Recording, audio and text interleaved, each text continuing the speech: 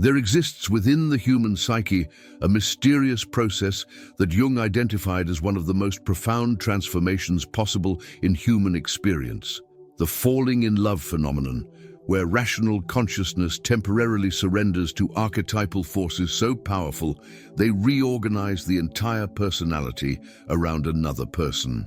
When a man begins to fall in love, his conscious mind may resist, deny, or attempt to control this process. But his unconscious speaks the truth through signals so clear, so consistently revealing, that they provide an accurate roadmap to the depth and progression of his authentic feelings, if you know how to read the language his psyche is speaking.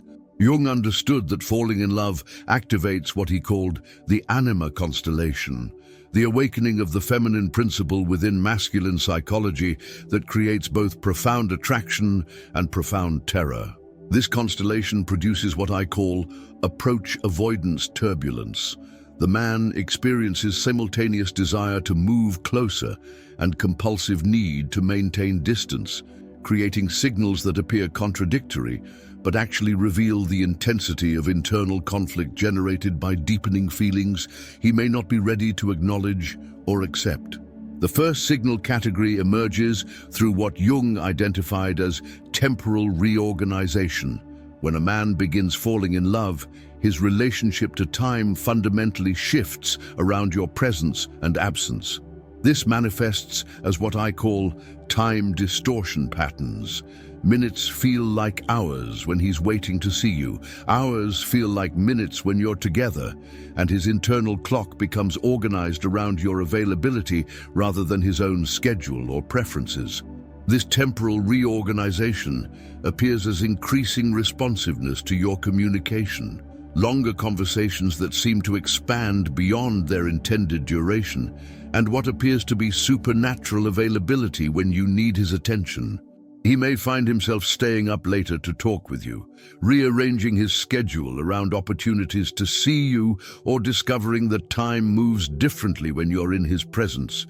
All signals that his unconscious has begun to organize his temporal experience around your psychological significance. The second signal operates through what Jung called identity integration patterns. As a man falls in love, he unconsciously begins incorporating aspects of your personality, interests, and perspectives into his own identity structure.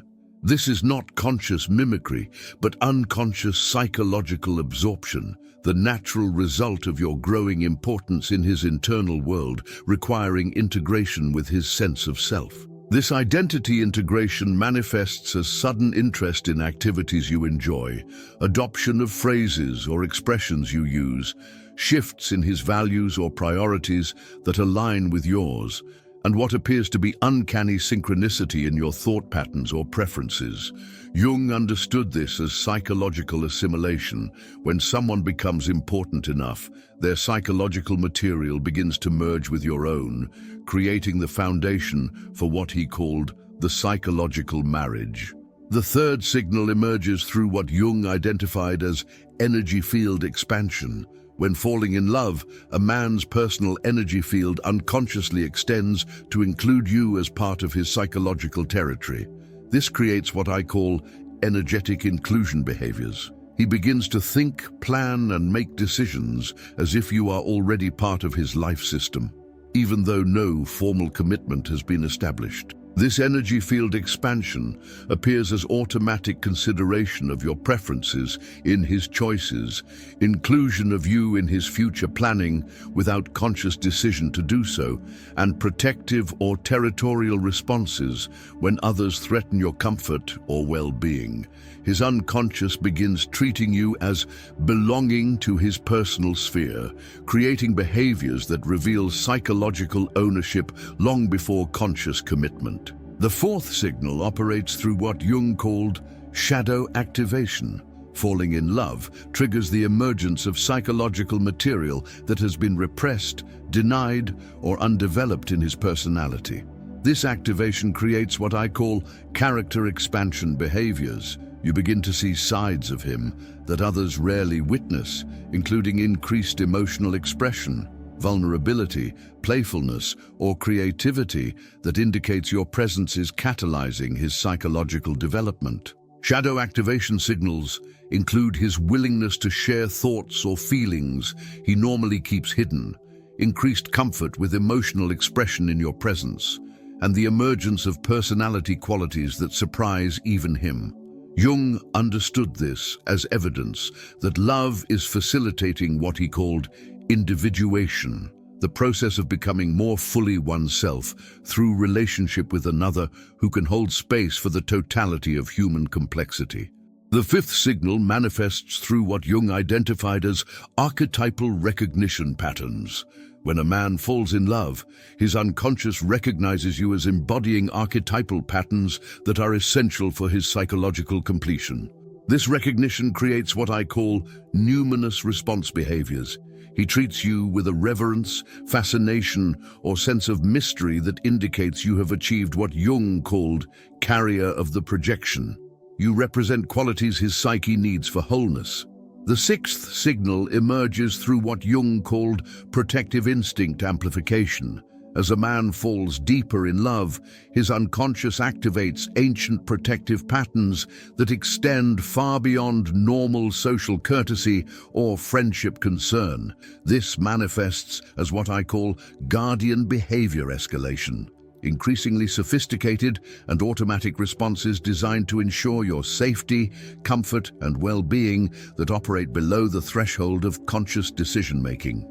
This protective amplification appears as hypervigilance about your emotional state, automatic scanning of environments for threats to your comfort, positioning himself as a barrier between you and potential sources of harm, and what appears to be supernatural awareness of your needs before you express them. Jung understood this as activation of the guardian archetype, ancient masculine patterns that emerge when someone achieves sacred status in the unconscious hierarchy of importance. The protective instinct also manifests through what I call anticipatory care behaviors. He begins preparing for your needs, preferences, and potential problems before they arise, revealing that his unconscious has begun treating your well-being as essential to his own psychological equilibrium. This might include stocking foods you enjoy, learning skills that could benefit you, or developing resources that serve your interests and goals. The seventh signal operates through what Jung identified as communication pattern transformation. Falling in love fundamentally alters how a man processes and expresses information, creating what I call enhanced disclosure behaviors that reveal the depth of psychological intimacy he feels with you. This transformation appears as willingness to share thoughts, feelings, experiences, and vulnerabilities that he normally keeps carefully guarded from others. This communication transformation includes what Jung called temporal expansion in conversation. Discussions with you seem to exist outside normal time constraints, covering depths of meaning and connection that surprise him with their intensity and significance. He may find himself sharing childhood memories, future dreams, fears, hopes, and philosophical perspectives that he rarely discusses with anyone else, indicating that you have achieved what Jung called confident status in his psychological hierarchy. The communication changes also manifest as what I call emotional vocabulary expansion. His ability to articulate feelings, describe internal experiences, and engage with emotional complexity increases dramatically in your presence.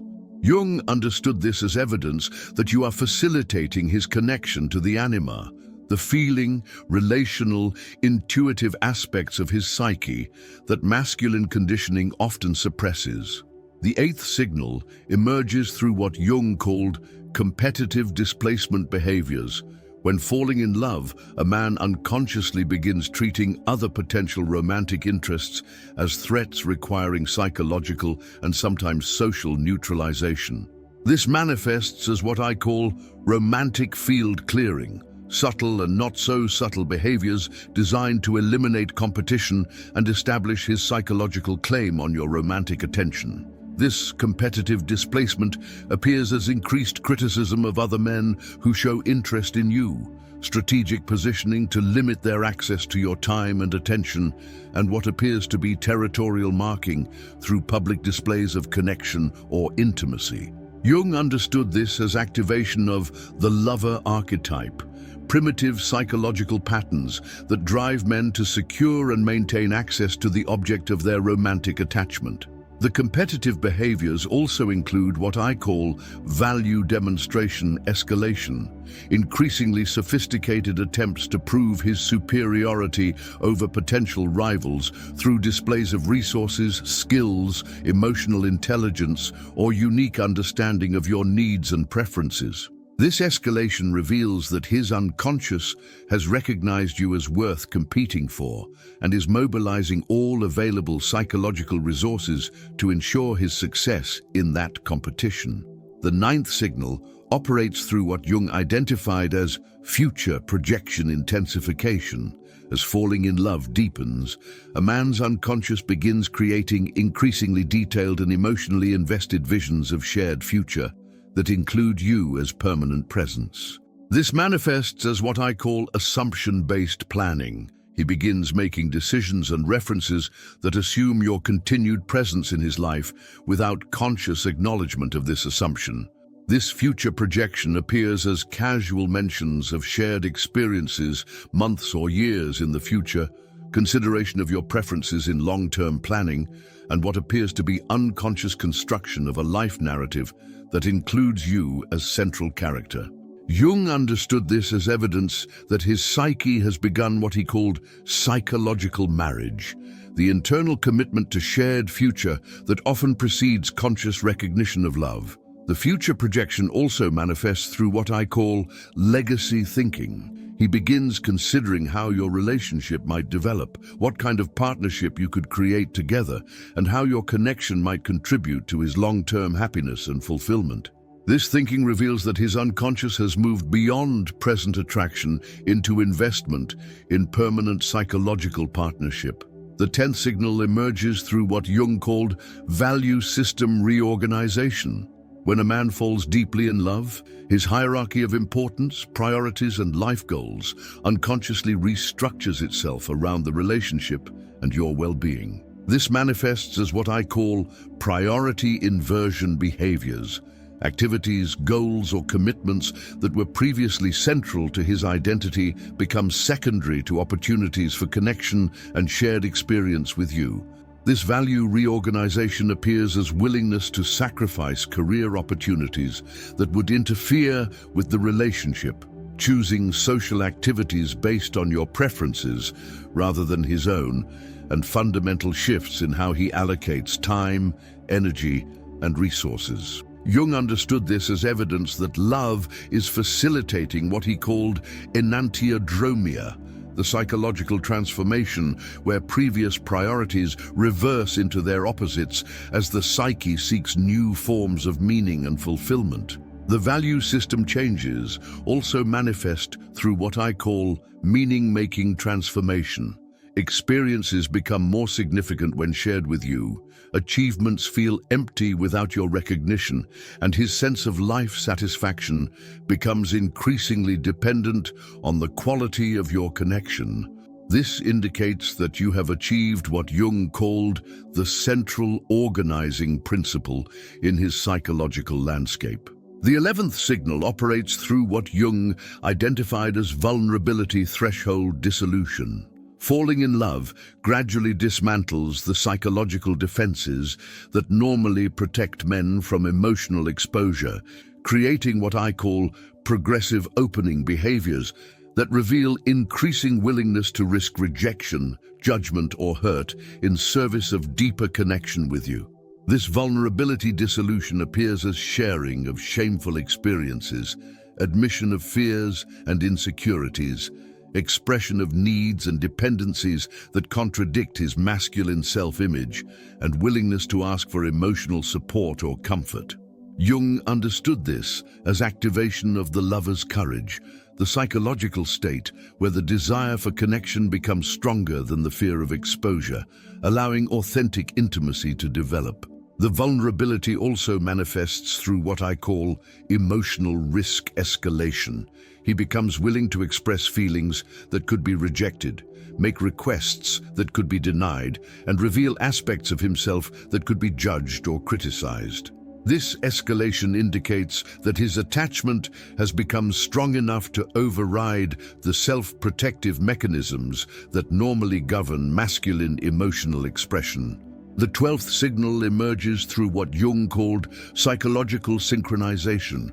As falling in love deepens, a man's emotional rhythms, energy patterns, and internal states begin unconsciously harmonizing with yours. This creates what I call empathic resonance behaviors. He becomes unusually attuned to your moods, responds to your emotional shifts before you've expressed them, and seems to sense your needs or thoughts with uncanny accuracy.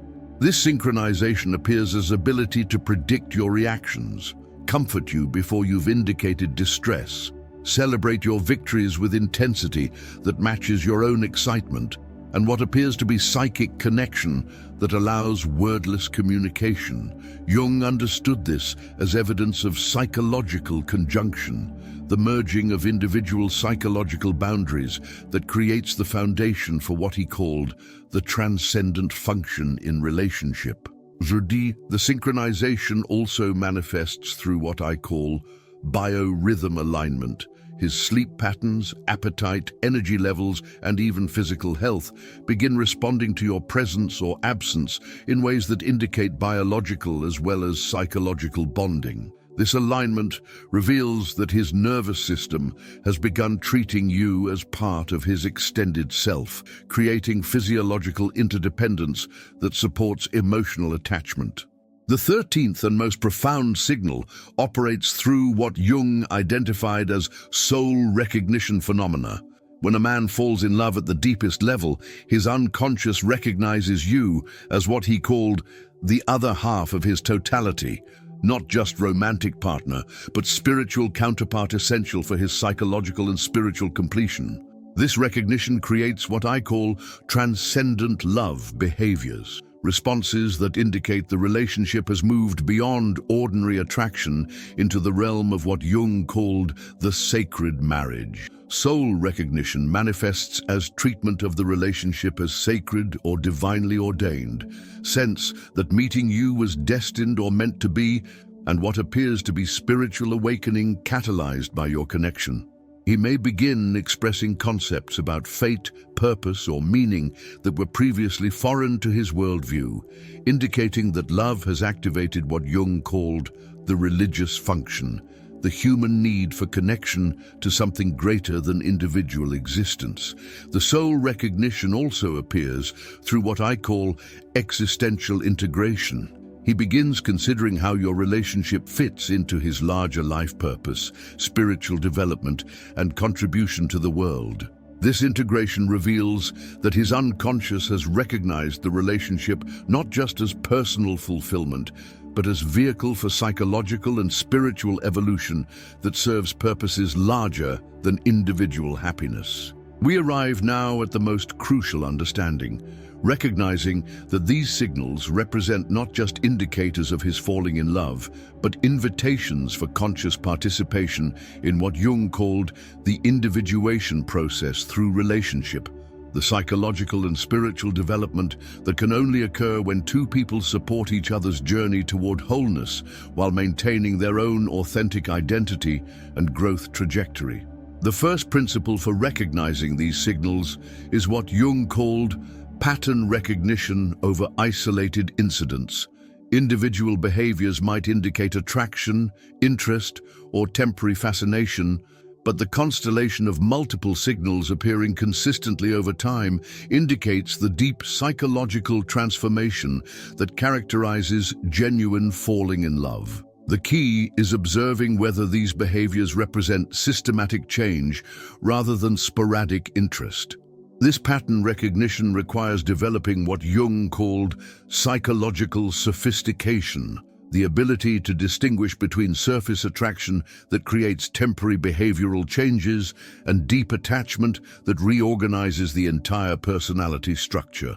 True falling in love signals have what Jung called archetypal weight. They feel significant, meaningful, charged with importance that transcends ordinary social interaction.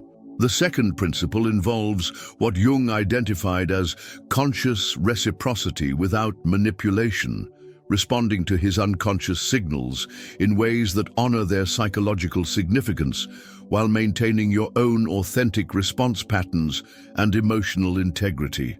This means neither ignoring the depth of what his signals reveal nor organizing your entire emotional life around interpreting and responding to his unconscious communications.